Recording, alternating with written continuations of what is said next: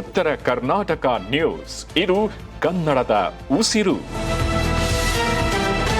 ಕುಡಿಯುವ ನೀರಿನ ಸುರಕ್ಷತೆ ನಿರ್ಲಕ್ಷ್ಯ ವಹಿಸಿದ ಆರೋಪದಡಿ ಹಾಗೂ ಗ್ರಾಮ ಪಂಚಾಯಿತಿ ಸದಸ್ಯರೊಬ್ಬರಿಗೆ ಹಣವಿಲ್ಲದ ಫೇಕ್ ಚೆಕ್ ನೀಡಿದ ಪ್ರಕರಣಕ್ಕೆ ಸಂಬಂಧಪಟ್ಟಂತೆ ಸೀತಾಳ್ಗೆರೆ ಗ್ರಾಮ ಪಂಚಾಯಿತಿಯ ಪಿಡಿಒ ಅವರನ್ನು ಅಮಾನತುಗೊಳಿಸಿ ಜಿಲ್ಲಾ ಪಂಚಾಯತ್ ಮುಖ್ಯ ಕಾರ್ಯನಿರ್ವಾಹಕ ಅಧಿಕಾರಿ ಆದೇಶ ಹೊರಡಿಸಿದ್ದಾರೆ. ಸೀತಾಳ್ಗೆರೆ ಗ್ರಾಮ ಪಂಚಾಯಿತಿ ವ್ಯಾಪ್ತಿಯ ನಿಂಬೂರು ಗ್ರಾಮದಲ್ಲಿ ಅಶುದ್ಧ ಕುಡಿಯುವ ನೀರಿನಿಂದ ಸಾರ್ವಜನಿಕರು ಅಸ್ವಸ್ಥಗೊಂಡು ಹುಡುಗಿ ಸರ್ಕಾರಿ ಆಸ್ಪತ್ರೆಯಲ್ಲಿ ಚಿಕಿತ್ಸೆ ಪಡೆದಿರುವುದು ಪರಿಶೀಲನೆ ವೇಳೆ ಇದೀಗ ಬೆಳಕಿಗೆ ಬಂದಿದೆ.